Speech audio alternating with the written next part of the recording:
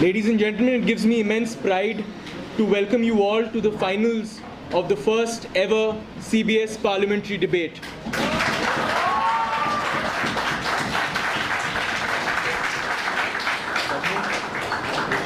On side of government, we've got a cross team between Sri Venkateshwara College, Piyush Bhutani, Hansraj College, Arshia Tikku, and St. Stephen's College, Ashish Matthews. Side opposition, we've got a cross team between Akash Patnaik from Shriram College of Commerce, we've got Raghav from St. Stephen's College, we've got Padmesh Mishra from Hindu College.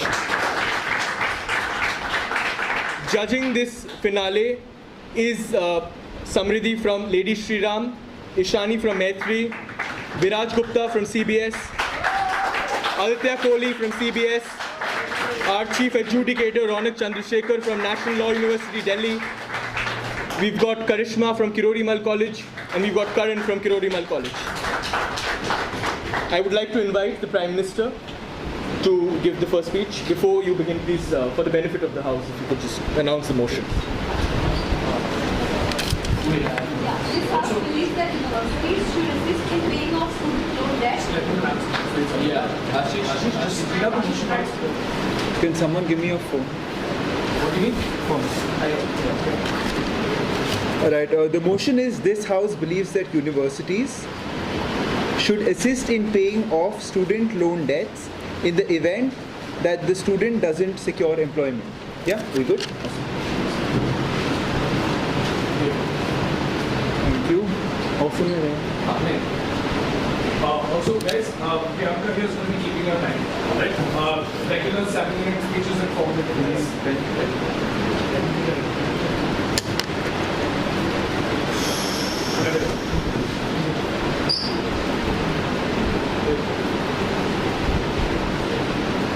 Are we ready? Yes. Awesome.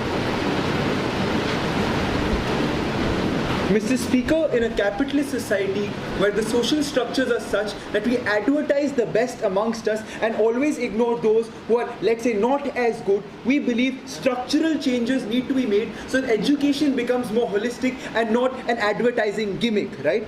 Firstly, we're telling you that we're only going to make universities pay for students who don't get a job if they sit for the placements, right? Pretty obvious, we're still going to say, right? If you apply to get a job, let's say outside college or anything, and then you don't get it, at which point the university is directly tangibly like part of this thing, we think you should be pay, right?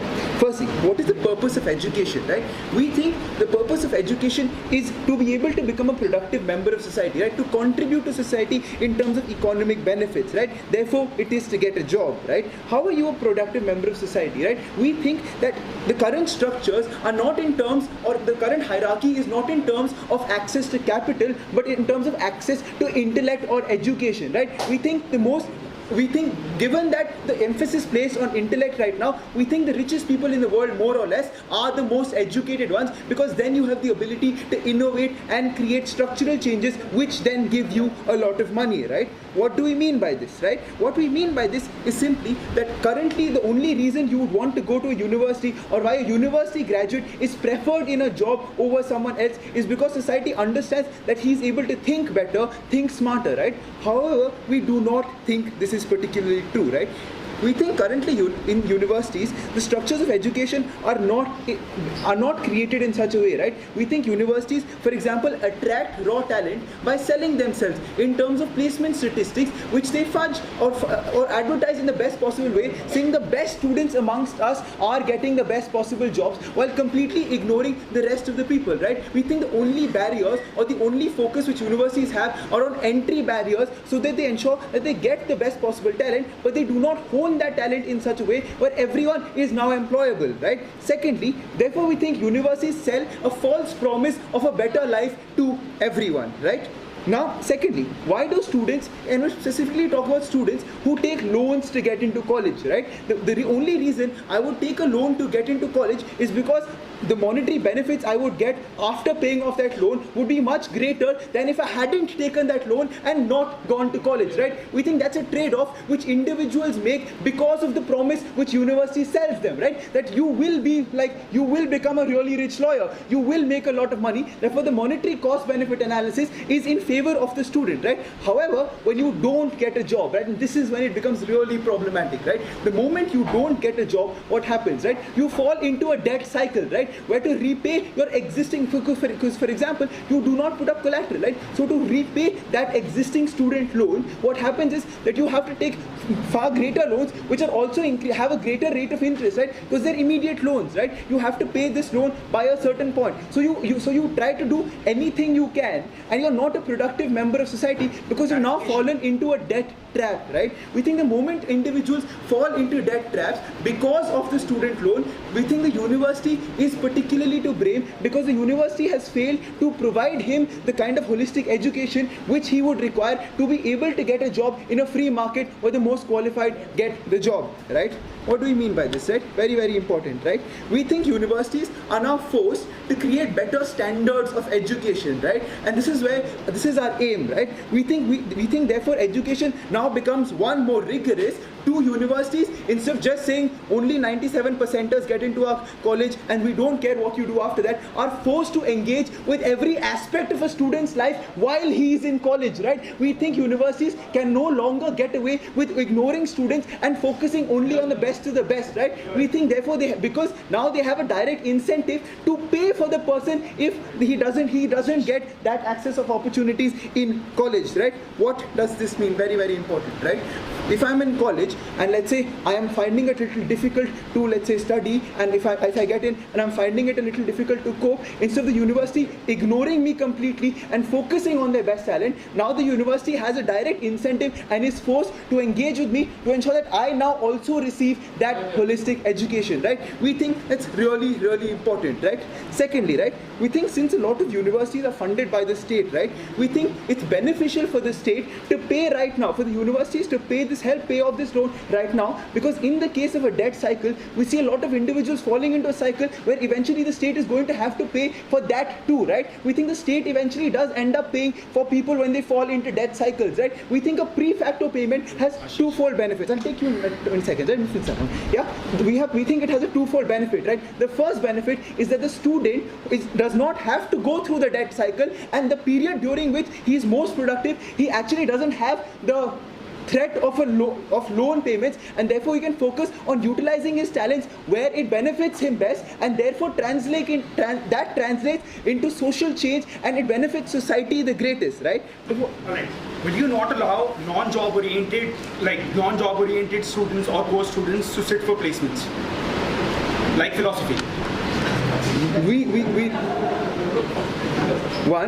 Again, we're talking about structural changes, right? We think the moment you apply for philosophy, and while you're applying for philosophy, we think it's very important that the study of philosophy right now, instead of being like people thinking in the air, is also oriented to making members of society more productive, right? We think therefore we're also talking about structural reforms in terms of what you study and how you study, right? We think Padmesh Mishra needs to be educated and not become a politician, right? Because he's studying, right? He's going through college. His college education is wasted if he's sitting here and going ABVP, right? We think we need to change those structures of education so that Padmesh realistically gets a chance to get a job and doesn't have to resort to being a politician to feed himself, right? We think Padmesh Mishra is the problem we're trying to solve, all of you, right? Therefore, what have we told you inside government, right? We've told you that the purpose of education and the need is to ensure structural changes in education, right? Structural changes in education so that society, and we think that the purpose of universities and purpose of state funding universities is also, this is another argument, right? That the reason state funds universities is also to ensure that these individuals become productive and give back to the overarching state structure, right? We think the moment everyone contributes in tangible manners to the state structure, we think everyone benefits. What have we told you? We've told you the purpose of education is directly linked to getting a job. We've told you that the current structures of universities do not let people like Padmesh get a job. We think universities also falsely advertise while focusing on the best and ignoring the people who are not able to cope or people they do not think will be able to cope. We want to change standards in education. We're really proud. to propose. Thank you.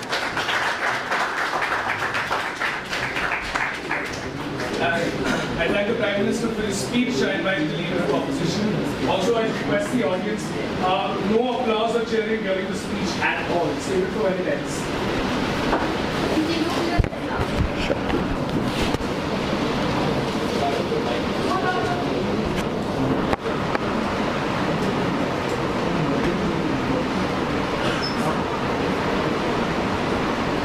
Who's giving time? Mr. Speaker, we think they're targeting the wrong problem here, right? If their problem is with advertisement, if their problem is with going ahead and like stopping people from, say, telling people lies about the kinds of lives they can have after colleges, we think you should regulate that, right? We think you should regulate the kinds of ads that these for-profit universities put up. We think if that is your problem, you are not targeting the right solution, right? But what has Ashish come and told you, right? Ashish has come and told you that there are universities which are inadequately preparing you for your life beyond, right? They're not being able to provide you with a stable source of income and whatnot, right? Firstly, we don't think the job prospects of a individual are purely linked to like the university's ability to teach him certain things, right? A college may give a student fantastic education in history, fantastic education in philosophy, but the job prospects of that individual may not be linked to the sort of teaching he has received, right? There may be a recession in the economy, there may not be jobs available for philo, there may not be like tenure available for philo and whatnot, right? We think in such a situation, by targeting these universities and telling them all the blame lies on your hands, you don't incentivize them to improve their teaching structures, right? What you do is you incentivize these universities to go ahead and shut down these sorts of seats, right? To go ahead and say, look, there's a philosophy child who's not receiving a job, who's not going to get a job after he goes, no matter how hard I try, right? Instead of me like bearing his debt and taking on the liability of paying him off, I am going to simply cut out that seat and redistribute it elsewhere, right? We think smaller departments like philosophy, sociology and whatnot, which anyway have limited job options, are going to reduce the number of seats available within universities, right? And we think that is going to have a ripple effect that's going to create a vicious cycle, right? Because what is the source of jobs for these sorts of people, right? For people in philosophy and sociology, it's teaching jobs, right? It's academic jobs. So now when I have fewer seats for a philosophy department in a college, I am going to employ fewer philosophy teachers. Thus, my need for philosophy graduates is going to reduce. Therefore, the job prospects of a philosophy graduate are going to reduce even further, right? We think this sort of vicious cycle is going to snowball to a point where certain departments are simply going to cease to exist, right? But let's deal with this deeper burden that they've taken upon, right? Of proving some sort of social change emerging from providing a job, right? When they say that Padmesh is going to stop saying ABVP simply because he has a job, we don't see the link between the two, right? He's had the same education, he's had the same sort of upbringing. You simply employing him in a place does not affect his sort of political views, right? If that's the burden you've taken upon yourself, please go ahead and prove it, right? But on a more fundamental level, right, this equation between education and jobs is something we challenge forthrightly, right? We don't think that education should simply be limited to the point of you employed in certain industries, right? We think education should be linked to things like research as well, right? Should be linked to the love of a subject, right? We think universities go ahead and teach you things and improve your skill set beyond simply you being a feeder for a corporate system, right? They allow you to do things like parliamentary debates. We have discussions on wider social issues. We have all of these sorts of things that require resources, right? For you to host a parliamentary debate is going to require a particular amount of resources. For you to train your students is going to have an opportunity cost from them studying and whatnot, right? We think in such a situation, when you force these universities to take on this liability, we think the reductionism of this entire skill set development is going to become this job orientation that they're talking about, right? So now I am not going to send my kids to a parliamentary debate. I am instead going to force them to have interview trainings for them to sit for a corporate job and whatnot, right? Furthermore, we think this equation between students getting into colleges simply to get jobs is not something that's true, right? A lot of people get into universities simply because they have a particular love for the subject, a particular sort of they want to study that subject in detail, right? They don't necessarily want to become corporate feeders. However, the narrative that's going to become commonplace is precisely this narrative that they're talking about, right? Where jobs are equated with education. So now I don't necessarily want to get a job after getting out of college. I want to study that subject subject deeper. I want to go and have some introspection, maybe take a gap year or whatnot, right? Now, I have this entire state propaganda machine telling me that unless you get a job out of college, you are worthless to us, right? You have not been a contributing member to society. And that's something we disagree with, right? Furthermore, we don't think the need is as imbalanced as they're talking about, right? We think there are some for-profit universities that go ahead and falsely advertise and do like targetry and like predatory lending and go ahead and get these people. But there are lots of state universities which are need blind, right? Which are giving aid to all sorts of students which don't require them to take these sorts of loans, right? We think there are community colleges available across the country where people can take education. We think vocational skill development is something that we have provided. We think those options for people are not simply limited to going to university and necessarily taking a debt, right? But before I move on, yes. Do you realize the debate begins when you assume that the student is taking a student loan and therefore is trying to pay it off? Okay, we don't understand how that changes the dynamic, but sure, right? Moving on about students, right? We have to understand the sort of incentivization it's going to create among students, right? We think students now are going to be faced with a decision where they are not going to be able to have like an equal option of taking all these things, right? We think the state narrative and the university narrative of no, don't worry about other things, go ahead and choose this job is going to severely hamper the sort of choices that students can make, right? We don't think that's a like enviable thing. We think we should offer students the opportunity to study whatever they want, right? We think students should have the option of choosing for themselves what sort of thing to create, right? Furthermore, we think fields like philosophy and fields like sociology and whatnot are extremely important to retain in today's world, right? We think research and the nature of research and revolutionary breakthroughs is that you don't know where they're coming from, right? You don't know which department, which field of study is going to lead to the next breakthrough that can lead to a more productive society, that can lead to a society that is more like as more harmonious and whatnot, right? We think in such a situation, our need is to preserve the sort of universities that exist today, right? We need to preserve all these departments. And given that I've conclusively drawn out to you a structure where these sorts of universities which don't give you a direct like trade-off in the sense that they provide you jobs immediately are necessarily going to be cut out by universities, where universities are going to go ahead and shut them down in order to focus and prioritize on the others in which they can necessarily provide jobs so that they don't have to take on the burden. In such a situation, we're necessarily losing out on very, very important aspects of education, right? Like philosophy, like sociology, like history, right? We don't think it would be a good thing for Ashish if this move would carry out, because Ashish would no longer have the seat to study history in the first place, right? We think the departments which don't provide you this sort of benefit can't be limited from this debate, right? Either come and tell us that you're not going to let these people like fall into this ambit of the debate where you're not going to let them sit for jobs, which is very problematic, and anyway Ashish has conceded that he would, right? We think in such a situation, our need has to be primarily to ensure that these departments can go ahead and continue to survive. In such a scenario, we need to target these sorts of for-profit universities by giving, like, ensuring that our their advertisement is regulated, and with that, we are very proud of it. I thank the leading opposition for the speech and invite the Deputy Prime Minister. Who's keeping time? What is your philosophy? You can write about it. And I can invite the Deputy Prime Minister. Little bit. Yes. First, Lithuanians in the back, no? They don't stand for others. Of course. Ashish? Right. Oh, yeah.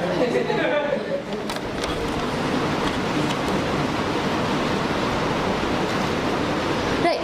Ladies and gentlemen, this is the problem when you assume your entire case to be hinging on this assumption that all sorts of liberal arts courses basically don't give you jobs, right? We believe that's the fundamental problem inside opposition's case, because understand what are all their arguments, right? They come up and tell you that, oh, like now they will cut out seats in philosophy and people will not choose to do philosophy and history. As a student of English, I believe there are a lot of jobs that exist for students studying liberal arts. We believe Ashish Mathew, as a history student, will go and work in the archaeological department. He will become a research analyst. If he wants to do anything else, we believe there are n number of options that are available for him. We believe these are options that are available, which are jobs for liberal arts courses. We don't see how they really analyze this at all, right? Secondly, when they come up and tell you that we need a holistic experience for education, we agree, right? When they tell you that, oh, we want debating competitions and all, exactly. Why is it that you have debating competitions? Because right now, that sort of a holistic experience enables you even better to go ahead and sit for a job and get the job, right? Because at the end of the day, they're looking at you as a person who's basically a CV package, right? They're looking at you as somebody who is apart from just academics in terms of all that he's done, and that's what we want to encourage in our universities, because that's what we believe is the purpose of education, something that my first speaker spoke to you about, the fact being that it's more than just going ahead and graduating from a university for the sake of it. We believe it's to make you an individual who can actually go out there and get a job, for which we believe these debating competitions and all these holistic experiences that they're talking about are extremely essential, and that's something that we're really strongly in favor of.